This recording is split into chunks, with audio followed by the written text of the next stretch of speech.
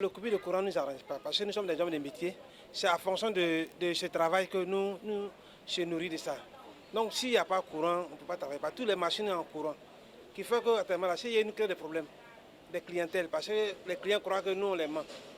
Donc vraiment ça ne nous arrange pas. Si vous pouvez faire quelque chose pour nous, pour que le courant soit toujours en masse. Ça gâte beaucoup de clientèle. On a échoué beaucoup de clientèle. Les appareils sont désengagés.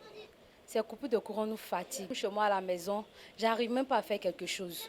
Ça a même gâté, comme on appelle ça, mon réfrigérateur, ça a pris un coup. Tout ça, ça nous fatigue. Il faut qu'il remédie à ça, franchement, parce que ça nous fatigue. Je pense que c'est vraiment dommage pour un pays comme le nôtre, avec ces coupures intempestives-là, qui vraiment pénalisent nos activités.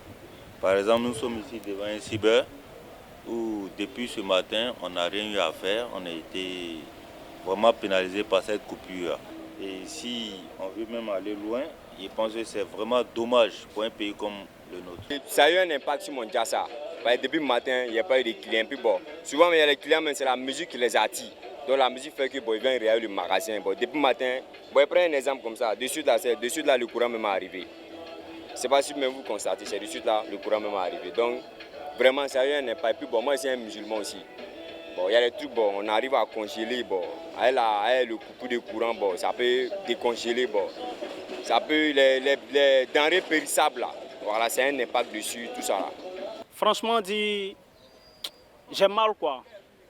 Quand je pense que la CEE même est distributeur numéro 1 même de l'électricité en Afrique de l'Ouest ici, et puis nous avons ce problème de délestage, franchement dit, c'est vraiment honteux pour la Côte d'Ivoire même.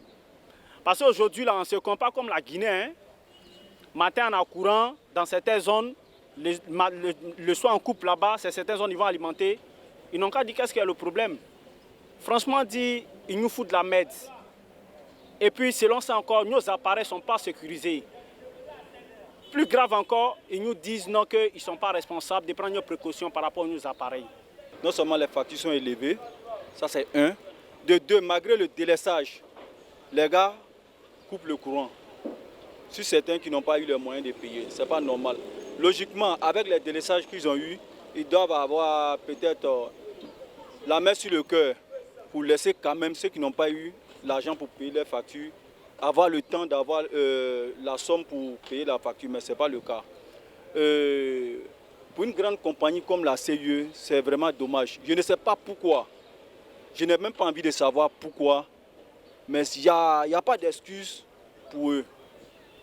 Franchement, ils nous foutent la merde parce qu'ils nous ont foutu beaucoup de dégâts. Moi, actuellement, j'ai 4 appareils qui sont endommagés à cause de cette histoire de coupure de courant.